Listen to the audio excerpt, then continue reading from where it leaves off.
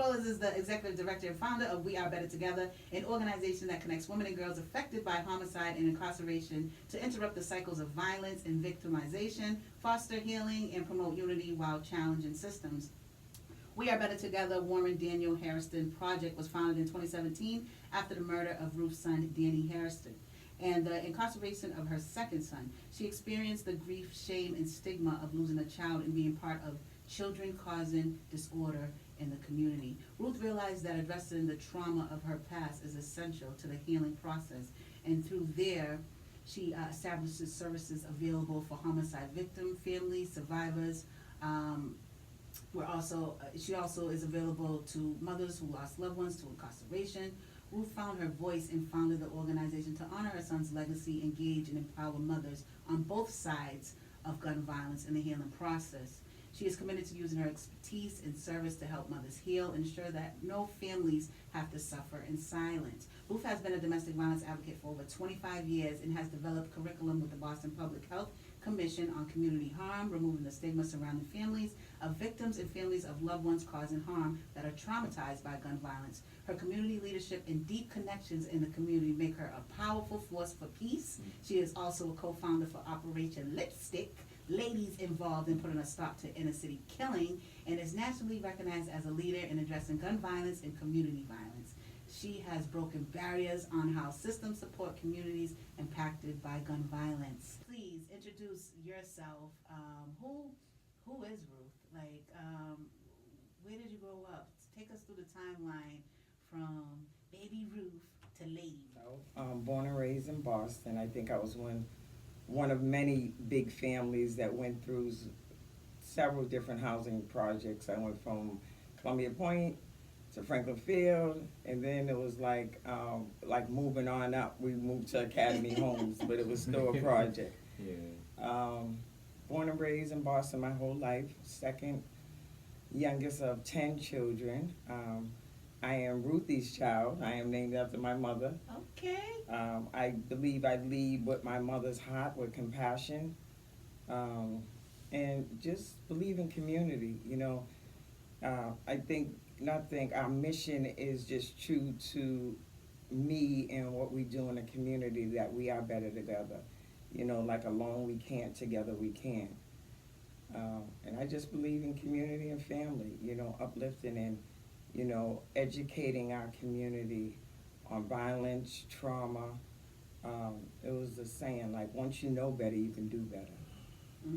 You know, and I was on a panel last night about healing the wounds of trauma and slavery, and just really looking at it, like, you know, looking at now modern day slavery and things that we went through way before, what our ancestors went through, and some of that's playing out now, and how it, you know, drives some of the violence in our community.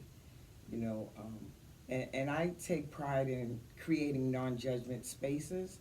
You know, as women, black women, you know, it's something about me too, that people feel safe, you know, and able to share some of the trauma and some of the things they've been through, whether it's domestic violence, whether it's substance abuse, whether it's sexual abuse, you know, safe spaces, non-judgment spaces. You know, I believe because of my background, you know, that I connect with a lot of people, and we don't realize it. I say we, all of us in here, that we're it. You know, as we go forward, we have to reach back and pull some of our sisters and brothers that aren't where we are, you know, but bringing them into space. So I use my life experience to really bring others along, giving hope to the hopeless, you would say. Yeah, so that's a little bit about me.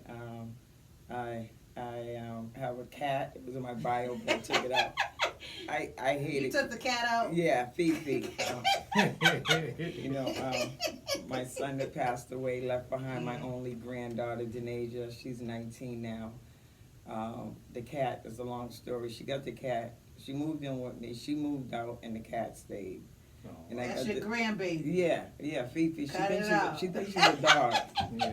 Never liked cats in my life, you know. Yeah. Never liked them. It was a story, my $500 cat. I used to live in Brockton, and my partner used to always feed this cat. And then one day this cat came to the door with a big old hole in his side. Oh my goodness. So I bring him to the animal rescue, had him all patched up, and it was $500. So I used to call it my $500 cat. And I just fell in love with cats after that. But people don't realize they're also like an emotional support. Mm-hmm. You know, when I'm going through something, I don't even know I'm going through something. Anniversary, something traumatic, a date or something that happened that I tend to, you know how they say the body keeps the score, and you don't even realize, I'm like, why is this cat so clingy? And I'm like, oh my God, it's that date. You know, he's very supportive. Well, any animal is like, to be honest with you, no I judgment. wish you could have brought him in and all Oh that. God, she would have been climbing up the wall. Yeah. And so you got your cat and your daughter. My grandbaby, And yeah. your grandbaby. Yeah, lots of nieces and nephews and family members, yeah. And a village of other women behind me. Yeah. I'm so proud of you. You Yeah. know, you're bringing it forward and just having a platform like this that we can bring our authentic self. Because there's so many different. That's what was special to me for that event. Yeah. You know, I'm like, okay, like, you know, It was like a reunion. Yeah, but but DJ going. it was so deep, therapeutic, right? Yeah. When I realized everyone was supposed to have 2 minutes, but everyone, what it was it was so powerful because everyone was heard. You know how Yeah. sometimes you give events and it's Yeah. only on one person? Yeah, definitely. Everyone was able to share their personal and professional experience and how it Exactly. all tied together. And we've all been impacted on some type of trauma Right. on one level or another, Yeah. right? But the beautiful thing was how we turned, our pain into purpose. Yeah. And it just bring everyone together. Yeah. Like, I just reflected on that all night. And I didn't even realize so much. Like, I knew a lot of people in there, but I didn't realize their story. Yeah. I didn't definitely. understand their Yeah. story, and a lot, majority of people, childhood trauma, and that's what we address in our organization. We believe that we have to go backwards in order to go forward. Yeah, I believe in that too. And I'm an author as well. So when I do write my books, I go back to the juvenile era because that was the era that if I can go back in time and correct something, I will correct my actions and my behavior. Then, if I could just correct that, because I always had some sort of intellect within me, but I never knew how to bring it out. I know that you went through the traumatic situation with your son, but was you always a community person, or like how did we are better together develop? I think so, and I was looking at you all's podcast, and it was real interesting. So, I've been in recovery for over 26 years, right? And I too am formerly incarcerated. But when I came around, it wasn't popular to talk about being formerly incarcerated. Nah. You didn't talk about it. You got a job and you prayed that they didn't find out who you were, Facts. right? Mm-hmm. So I believe it was Andrea James and on her platform. And that's when I started bringing, start talking about the incarceration and start talking about some of the things that I went through and some of the things that my children went through. Mm-hmm. And I've always been impacted. And as I mentioned, let me go backwards. So I went somewhere else. So prior to 2007, I was supporting a lot of families that were losing their loved ones due to homicide or incarceration. And, I believe that that's when the seed was planted. Like I said, I always had led with compassion. But I didn't know that a tragedy would hit me. And in 2007, my son was murdered. Warren Daniel Hairston. And he went missing on the 21st. They didn't find his body to the 26th. And still to this day now, 17 years later, it wasn't until like about 5 years ago I had acceptance that Danny died on the 21st, because that's when he stopped answering his phone. And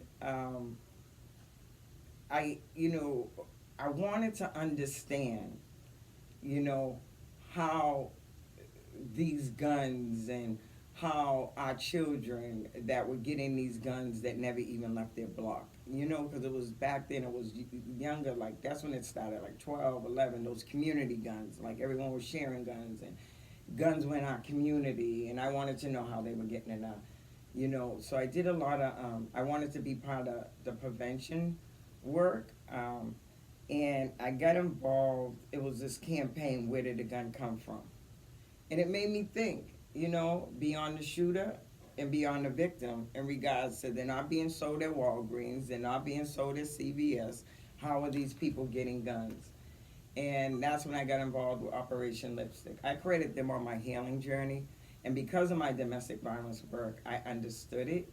It's ladies involved in putting a stop to inner city killing that addressed it straw buying, which was people that buy guns for people legally and give them to people that's not able to purchase them legally. Straw buying. Right. And what I realized that a lot of the guns were coming in from surrounding states.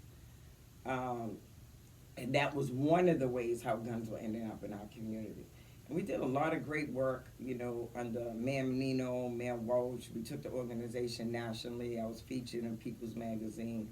But it made sense to me, right? Because I came from an era of war on drugs, right? And back in the day, it was just like holding a package or holding something for your man. We weren't killing people back then. Right. And then we upscaled to 2018. A lot of these young girls and young men were involved in hiding, holding, and storing guns for their loved ones, right? And we wanted to really educate the community how it was impacting. Even if you weren't pulling the trigger, you was still contributing to taking someone's life. And we did a lot of great work, you know, but I was still suffering in silence due to my other son being incarcerated. You know, I didn't talk about it because of the stigma and shame I went through with my Danny, you know. And I brought him into the room. You know, I needed to create it what I needed on my healing journey, being a mother that had children that were causing harm in the community. I knew my children's life mattered, but systems didn't. You know, and when I came out in 2016, it was like I suffered in silence. It was like wasn't even heard of. It was like I stole something. Judgment. You know, oh my God, you believe what she's. You know, people couldn't fathom what I was saying in regards to having children was causing harm. Because I am that statistic. You know, formerly incarcerated, been in recovery. You know, I bought my own home, done well for myself. You know, But I'm that person, I'm going to tell you my truth before someone else tells you my truth. And for me, that's part of healing. How important is that for? Very much so. Very much so. And creating a non-judgment space. And I had to look at, you know, how trauma, the more because, you know, I'm always, you know, been in the field of domestic violence, trauma. But I was really, really focusing on that intergenerational trauma. That historical trauma. And it really, I shared this last night.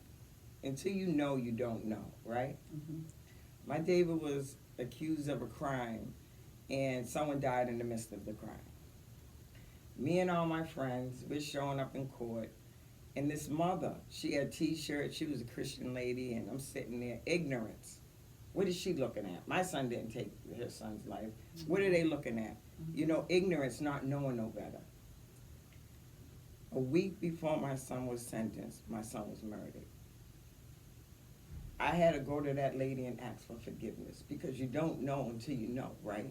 You don't know the pain of losing a child, you know, and I believe that's when my journey began, right?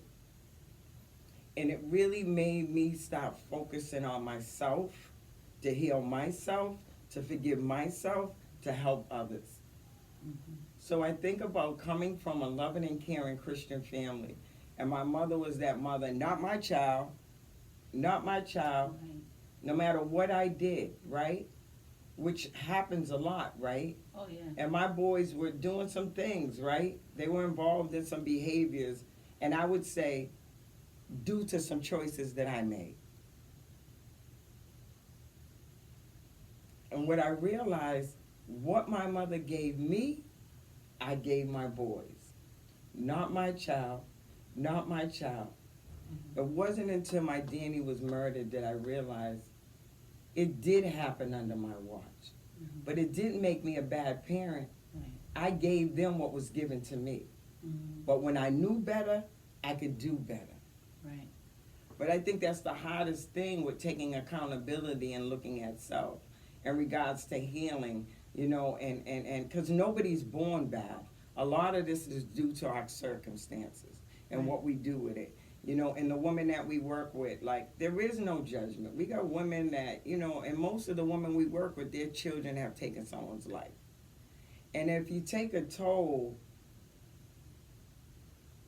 I'll say in the population, a lot of the mothers have their stories and their grandmothers have their stories. Right. Like I always say, how many of us say we would never be like our mother? Everyone raise their hand. Well, you may not be beating them, but you could be verbally abusing them, or Right. you It's showing some up. generational curses. There you go. Yeah. There you go. And until we know, like trauma, this big thing, trauma. We've been dealing with this slavery way back. It was, you know, trauma was, you know, this was something as people of color that we've been dealing with for generational. They just have a new name for it, trauma. Right. You know, in terms of psycho violence and how it plays out in our community. And by no means am I not talking about accountability, but I truly believe, you know, we have to heal ourselves in order to heal others.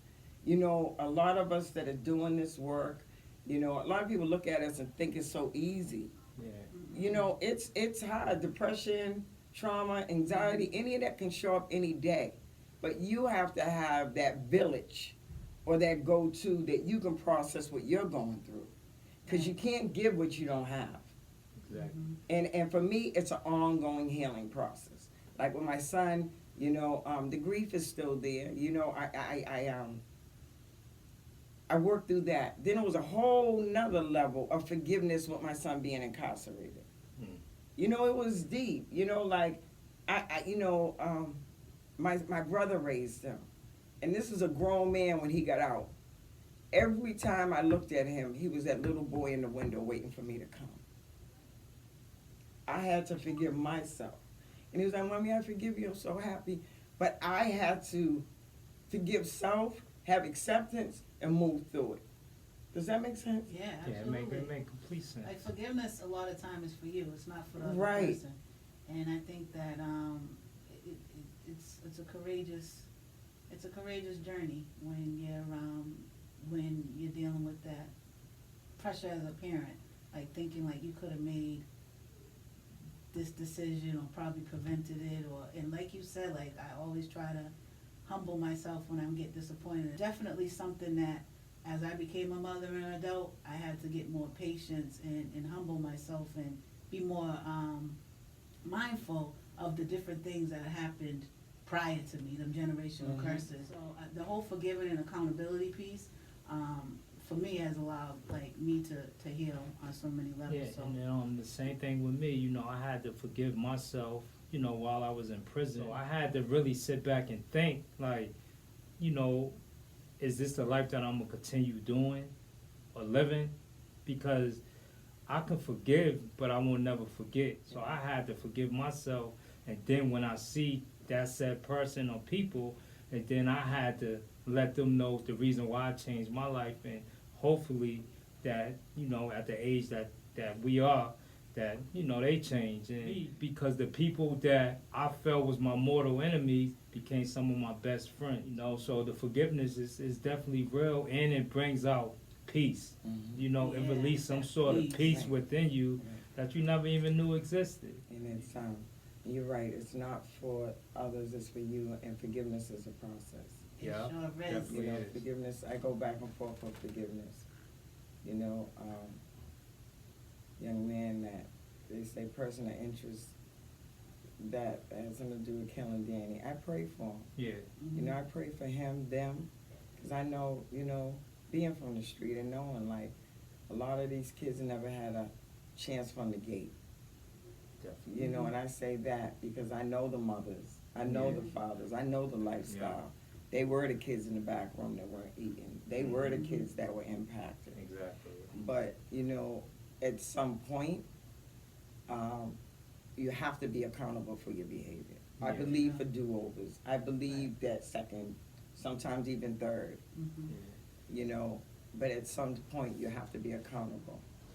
But I wanted to echo what you said, that's the key, what you just said, acknowledging it. Yeah. Yeah. And it's something about, our men do it, but it's something about our black women, it's something about our sisters that cannot, you know, and it doesn't mean you're a bad Like, parent. and how could people Okay. reach out to you to get involved, and what you have going on right now, and all that Okay. good stuff?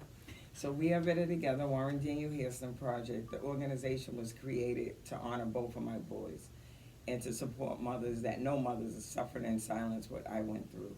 We work with women that are impacted by homicide or incarceration, or like myself, that have lost children to the system and to death. Currently, we have a caregivers program that is my most proudest program. It's a program for mothers and girls that have loved ones that are incarcerated. I call Happy them Mother's silent. Day. Thank you. I call them silent survivors. We've been showing up in numbers, you know, because I know when I was going through my trial with my son, I sat there by myself because of the shame and embarrassment, and I didn't want to ask anybody, you know. But like, you know, we're really making a difference. We're making a difference with supporting these women. I say that, you know, it's a joke that we got within the organization that most of them are doing time with their children. We be like, how much time did you do? How much time, did you get any good time?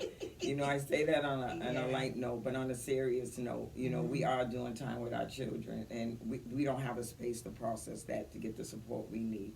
We also have a survivor group once a month for people that have lost their children to gun violence or incarceration. We believe in all our women are impacted on either side. And then we also have a retreat, our annual retreat, and I always hold it on my son's birthday, the last week of July. It's powerful. We give it at Rolling Ridge Retreat Center. This is our 7th year. It's a 3-day retreat. I will forward the information for you. If there are any women that are impacted by homicide or incarceration, they are welcome to come. It's a small fee, but we have scholarships. What else do we do? We have a youth program. I call them our little divas. There is a lot of young girls that we work with. They have lost loved ones to incarceration as well, or homicide. They meet 3 days a week.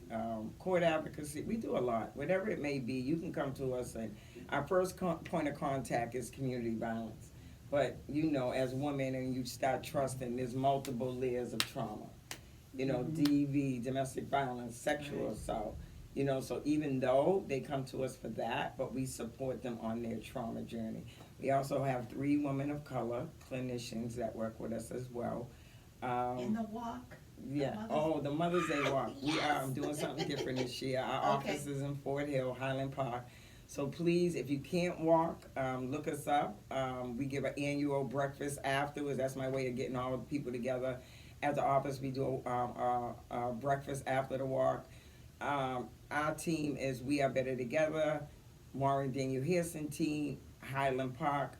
If you'd like to walk with us, we are meeting at Soldiers Field Road on Mother's Day at 8 a.m. You will see our banner. We would love to have you. If you can't make it, make a donation, stop by the brunch.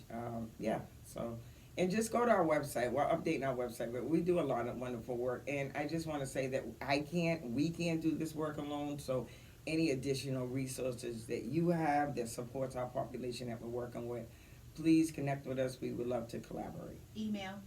Yeah. Email info@wab2g.org. You can also go to our website where if wab2g.org. If you need to make a referral, click on resource application, fill out a resource, and somebody will be in touch with you within 72 hours. I really want for you to share some tips and tools with, you know, with people out there and anybody who's dealing with gun violence, lost a loved one. What would you say to help them to cope and to find that healing that you was able to There is so many organizations out there that's doing this work. You have to find the right one that you can bring your authentic self. There's a lot of times that there's a lot of victim shaming. And sometimes that it causes more harm than good. Yeah. So I had to create what I needed, and that's what we do as well. We Are Better Together. If you have a mission, vision, or something how you want to honor your child, we can support you with that.